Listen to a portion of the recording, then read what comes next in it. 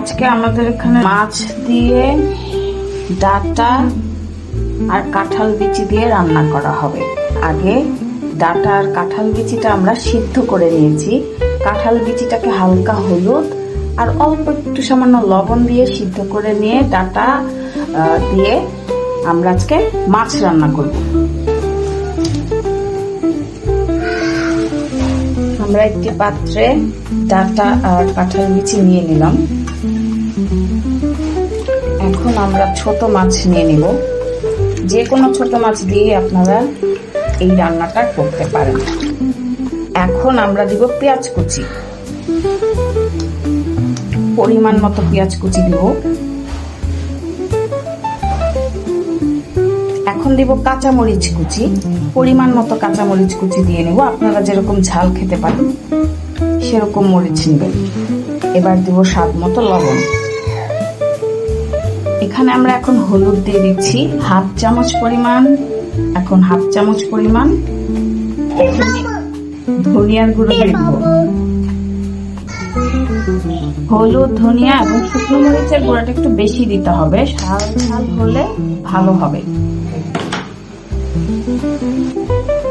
আমরা এখন পরিমাণ মতো তেল দিয়ে দিব। রান্নাটা আমার শাশুড়ি করছে, এটা আমার শাশুড়ির রেসিপি। আমি চেষ্টা করি আমার শাশুড়িকে ফলো করার জন্য সবসময়। উনি মাঝে মাঝে গ্রামে চলে গেলে আমাকে রান্না করতে হয়, তো আমি ওনার রেসিপিগুলো ফলো করি, রান্না করি। ওনার ছেলেরা ওনার রেসিপি খেতে পছন্দ করে। ভালোভাবে মিক্সড করে নেবেন। এখন পানি দিয়ে দিব, মাখা মাখা ঝোলে পানি দিয়ে দিব। সামান্য পরিমাণ পানি হবে এখানে।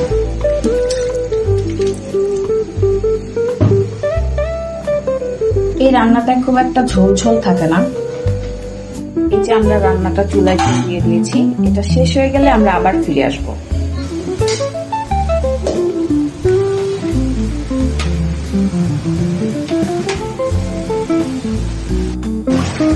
আমরা এখন এটাকে ঢাকনা দিয়ে ঢেকে দিব ভালোভাবে সিদ্ধ হওয়ার জন্য।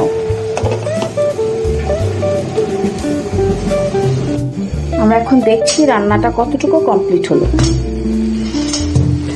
প্রায় হয়ে গেছে, আরো 5 মিনিট রাখতে হবে। পানিটা শুকিয়ে আসা পর্যন্ত আমরা ওয়েট করব।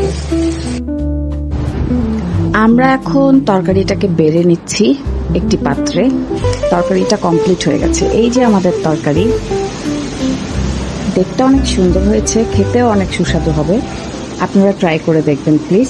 ট্রাই করে আমাকে জানাবেন কেমন হয়েছে খেতে। এমন আরো অনেক মজাদার রেসিপি পাওয়ার জন্য আমার চ্যানেলটাকে সাবস্ক্রাইব করে দিবেন।